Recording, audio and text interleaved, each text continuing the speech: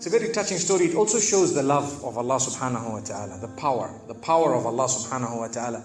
Never ever underestimate the power of Allah.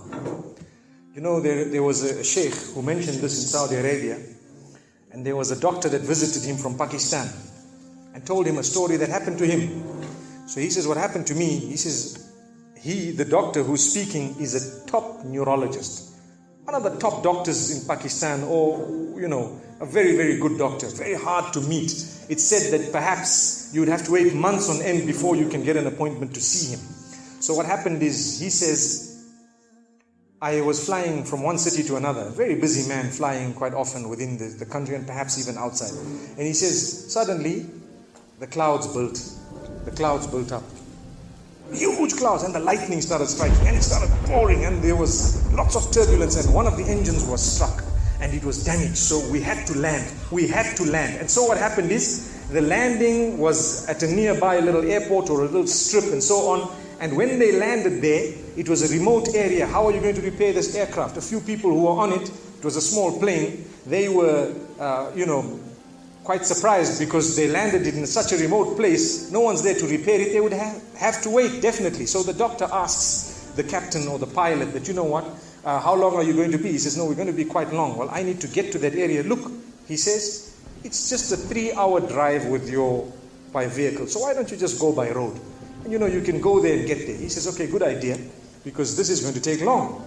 So he decides to go on one of the try-shows, you know, in Pakistan, one of the areas, wherever it was, and he jumped in. And as they started progressing, the clouds built again. And the lightning was striking, and the rain started pouring. And it was pouring so much that their vehicle could not move much more because of the mud and because of everything else. And so it was quite an open area with a bit of farmland. And after a while they realized, look, we're not getting anywhere. There's a little house here. Why don't we just go there? We can read our salah. Perhaps we can, see, have a bit of a meal or whatever else. And they decided to knock the door. Strange people, strange land, far off, out in the rurals. And so he knocks the door, and he's got his little bag and everything, and he walks in.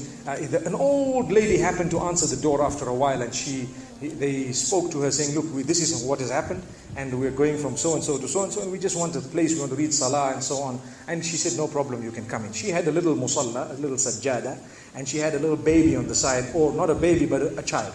And the child, every little while, she's actually checking on the child, and she's sitting on that musalla, making dua and reading her own salah. These people fulfilled their salah, did whatever they had to.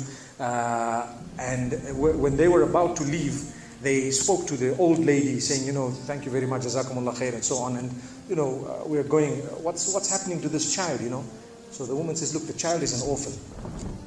And the child is unwell, not well at all, very sick. And we've been to all the doctors around.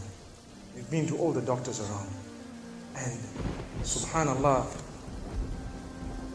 I'm the grandmother of this child.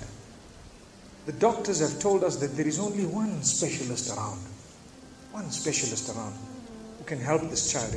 And we tried to make an appointment, but they asked us to come 6 months later. And it's far away. I've been making dua to Allah ever since that day.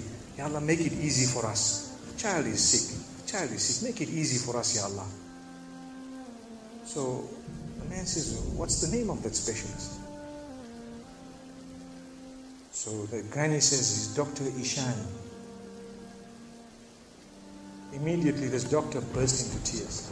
He burst into tears. Straight away, he burst into tears. Why are you crying? Your dua has just been accepted. For your dua, the thunder came, the lightning came, the engine struck, we came down, we came on the road, the rain came again and stopped us and so on. And do you know what? The rain only stopped after the question was asked. Now it happened.